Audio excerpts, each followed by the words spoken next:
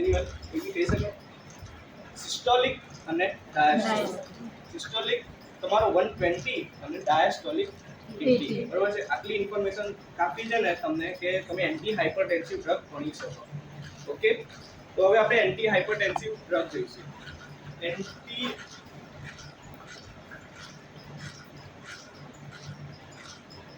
એવી ડ્રગ કે આ હાઇપરટેન્શન છે એને ટ્રીટ કરતી હોય એવી ડ્રગને આપણે કહીશું એન્ટી હાઇપરટેન્સિવ ડ્રગ. જે આપણા બોડીની અંદર હમણાં જ કીધું ને કે બ્લડ પ્રેશર વધી જાય છે, તો બ્લડ પ્રેશરને ટ્રીટ કરવા માટે જે બી આપણે ડ્રગનો યુઝ કરીશું એને કહેવાય એન્ટી હાઇપરટેન્સિવ ડ્રગ. સમજ પડે છે ને?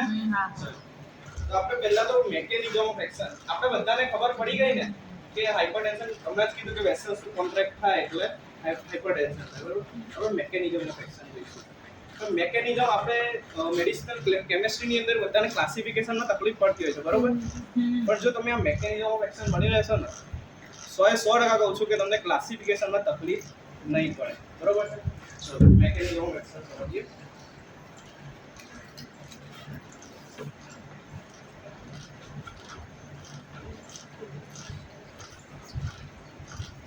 ચલો આપણા બોડીની અંદર કિડની ક્યાં આવેલી હોય કોઈ કહેશે?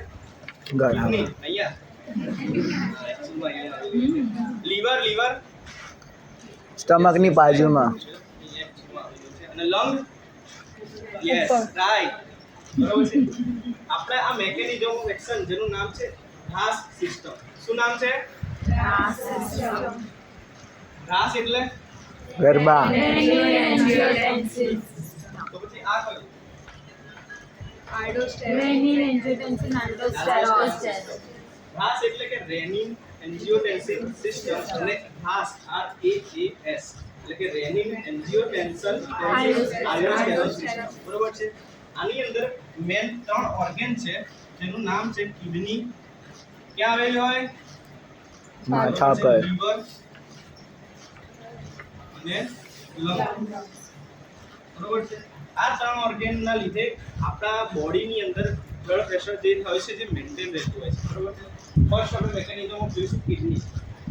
તો નોર્મલી તમે વિચારો કે આપણા બોડીની અંદર બ્લડ પ્રેશર ડિક્રીઝ થઈ ગયું છે કોઈ બી કારણોસર આપણા બોડીની અંદર બ્લડ પ્રેશર ડિક્રીઝ થઈ ગયું છે. આપણે આલ્કોહોલ ને સ્મોકિંગ એવું કરતા હોય છે. બરોબર છે. તો એના લીધે ઓબેસિટીના લીધે આપણા બોડીની અંદર કદાચ બ્લડ પ્રેશર ઓછું થઈ ગયું છે. તો હવે એ ઓછું થઈ જાય ને તો હવે આપણી બોડી હેલ્પ કોની જોડે માંગે ખબર છે? કિડની. આપણે બોડી કિડની જોડે હેલ્પ માંગે છે. રાઈટ. બરોબર છે. તો બોડી આપણા બોડીમાંથી જે હાર્ટ છે એ હાર્ટ સિગ્નલ મોકલશે કોને? કિડની.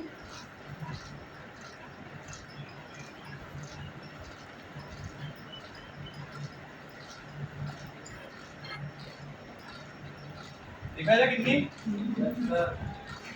ચલો કિડની. હવે આ બ્લડ પ્રેશરના જે સિગ્નલો હતા એ ગયા કિડની જોડે. કિડનીને કીધું કે પ્લીઝ હેલ્પ કરો, અમારા બોડીની અંદર બ્લડ પ્રેશર ઘટી ગયું છે. તો કિડની શું કહે ખબર છે? હું તમને હેલ્પ કરું એટલે એને હેલ્પ માટે એક એન્ઝાઇમ આપ્યું જેનું નામ છે રેનિન. શું છે? રેનિન. બરોબર છે. આ કિડનીની અંદર નેફ્રોન આવેલો છે. રાઈટ. નેફ્રોનના એક સેલમાંથી જેની અંદરથી આપણે રેનિન મળ્યો છે. બરોબર. આ કિડની હેલ્પ કરી દીધી. બીજો પાર્ટ લીવરને બી હેલ્પ કરવી પડશે ને. તો હવે આ કિડની જાય છે ક્યાં? આ રેનિન જાય છે ક્યાં? લીવરની અંદર. ચલો લીવર દૂરી દઈએ.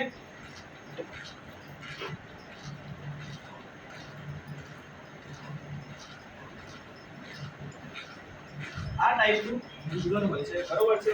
લીવરની અંદર એક એન્ઝાઇમ હોય છે જેનું નામ છે એન્જીયોટેન્સિનોજન. શું નામ હોય છે? એન્જીયોટેન્સિનોજન. હેલ્પ કરશે ને? લીવર હેલ્પ કરશે કે નહીં કરે? બરોબર છે. આ રેનિન તમારા આ એન્જીયોટેન્સિનોજન સાથે કોમ્પ્લેક્સ ફોર્મ કરે છે. એટલે કે એની સાથે મિક્સ થાય છે. આપણે કેમ ભેગું થાય છે કહીએ છે કે નહીં કહેતા? આ રીતે મિક્સ થઈને એક ફોર્મેશન આવશે જેનું નામ હશે શું? એન્જીયોટેન્સિન 1. શું હશે? એન્જીયોટેન્સિન 1. ઓકે. હવે લીવરે હેલ્પ કરી દીધી, કિડનીએ હેલ્પ કરી દીધી. હવે કોણ હેલ્પ કરશે? લંગ્સ. ચલો આપણે લંગ જોડે.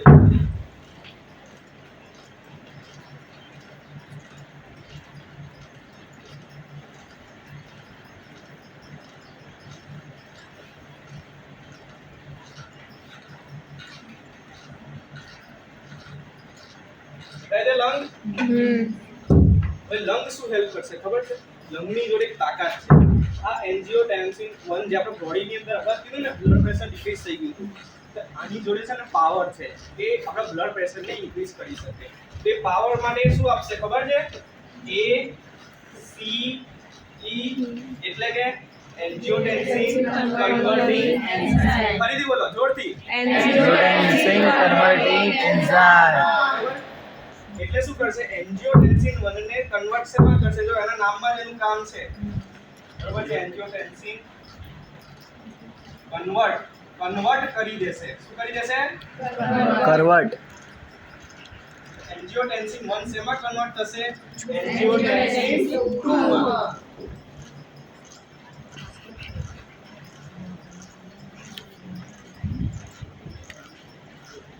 ખબર પડી ગઈ ને? આટલા સુધી ખબર પડે છે ને? તો બ્લડ પ્રેશર ડિક્રીઝ થયું, હેલ્પ માંગી, હેલ્પ આ ત્રણ ઓર્ગન છે આપણી કરી, એટલે આપણે અહીંયા પહોંચી ગયા. હવે એન્જિયોટેન્સિનનો જન 2 કઈ રીતે હેલ્પ કરશે બ્લડ પ્રેશરને ઇન્ક્રીઝ કરવામાં? તો એ બે રીતે હેલ્પ કરે છે. એક સીધો રહેતો નથી, બરોબર છે? સીધો રહેતો નથી એટલે કે શું? આ રિસેપ્ટરો આપે છે. જે રિસેપ્ટરો જાય છે તમારા ક્યાં જાય છે? કહો ક્યાં જતા હશે? એડ્રિનલ ગ્લાન્ડની અંદર. એડ્રિનલ ગ્લાન્ડમાં હમણાં કીધું ને તમે રેનિન, એન્જિયોટેન્સિન, આલ્ડોસ્ટેરોન સિસ્ટમ, એટલે કે એડ્રિનલ ગ્લાન્ડમાંથી આલ્ડોસ્ટેરોનને પ્રોએક્ટિવ કરશે. કે એડ્રિનલ ગ્લાન્ડ કરીને આપણી એને આલ્ડોસ્ટેરોન આપશે, બરોબર છે? હવે આલ્ડોસ્ટેરોન શું કરે છે ખબર છે? એનીવન કોઈને ખબર છે આલ્ડોસ્ટેરોન શું કરશે? ચલો હું કહી દઉં. આલ્ડોસ્ટેરોન આપણા બોડીની અંદર સોડિયમ, કેલ્શિયમ જેવા આયનનું રીએબ્સોર્પ્શન વધારી દેશે. આપણે ભણ્યા હશો કે સોડિયમ જ્યાં H2O, સોડિયમ જ્યાં પાણી, બરોબર છે? તો આવી રીતે Na+ અને Cl જેવા આયનો જે હશે એનું રીએબ્સોર્પ્શન એટલે એને સ્ટોર કરવા, એને એબ્સોર્બ કરી લેશે, બોડીની બહાર એક્સક્રીટ નહીં થવા દે, બરોબર? સોડિયમ જ્યાં પાણી ત્યાં, એટલે આ બોડીની અંદર H2O નું પ્રમાણ વધે અને જેના લીધે આપણે બીપી ઇન્ક્રીઝ થઈ જાય. ઓકે, સમજે ને કે એક વે તો આ થઈ ગયો. સમજે ને કે આ વે થી બોડીની અંદર બીપી ઇન્ક્રીઝ થાય છે. બીપી એટલે કે ચલો સરસ. હવે એન્જિયોટેન્સિન 2 એક બીજું કામ કરશે. હમણાં જ કીધું ને કે વાસો કોન્ટ્રેક્શન કરાવશે. સમજી ગયા કે ના સમજ્યા? હજુ સ્ટાર્ટિંગમાં મેં આ પાઇપથી તમને સમજાવ્યું હતું કે વાસો કોન્ટ્રેક્શન એટલે વાસસનું કોન્ટ્રેક્શન થશે. આ કોન્ટ્રેક્શનના લીધે શું થશે? બ્લડ પ્રેશર વધી જશે. ઇન્ક્રીઝ થશે. સમજ્યા ને? કઈ રીતે? આ હતી તમારી આ સિસ્ટમ, રેનિન, એન્જિયોટેન્સિન, આલ્ડોસ્ટેરોન સિસ્ટમ. હવે આપણો મુદ્દાથી નીકળી ગયા હતા. આપણો જે પોઈન્ટ હતો શું હતો? એન્ટી હાઇપરટેન્સિવ ડ્રગ, બરોબર છે? એન્ટી હાઇપર એટલે કે હવે ડ્રગ કઈ રીતે વર્ક કરશે? તો આની આ ક્લાસની એક ડ્રગ આવે છે. ત્રણ ડ્રગ છે, 3 એક્ઝામ્પલ છે ડ્રગના. ચલો હવે આમાંથી જોઈને કહો કે આપણે શું કરીએ કે જેના લીધે બ્લડ પ્રેશરને ઇન્ક્રીઝ થતા રોકી શકીએ? આમાંથી શું કરી શકાય? ચલો પહેલા તો આપણે બ્લોક કરી દઈએ ACE ઇન્હિબિટર.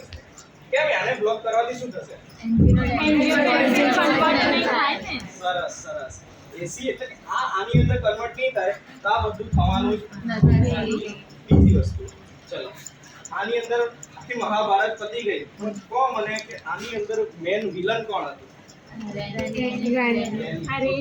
રેનિન. સાંભળજો, રેનિન કેમ?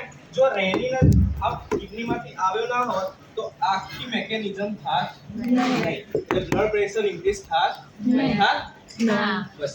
હવે આ એન્જિયોટેન્સિન 2 અહીંયા આવ્યો એડ્રિનલ ગ્લાન્ડમાં. તે કઈ રીતે આવે છે? ડાયરેક્ટ તો નહીં આવે, રિસેપ્ટરો આવ્યા હશે, રાઈટ? એના જે રિસેપ્ટરો હશે એને સિગ્નલ પકડાડે હશે કે ભાઈ તમે કોન્ટ્રેક્શન કરો, તો આપણે સિગ્નલોને બ્લોક કરી દઈએ. આના સિગ્નલોને બ્લોક કરી દઈએ તો જે સિગ્નલ જ નહીં જાય તો કોન્ટ્રેક્ટ થશે નહીં.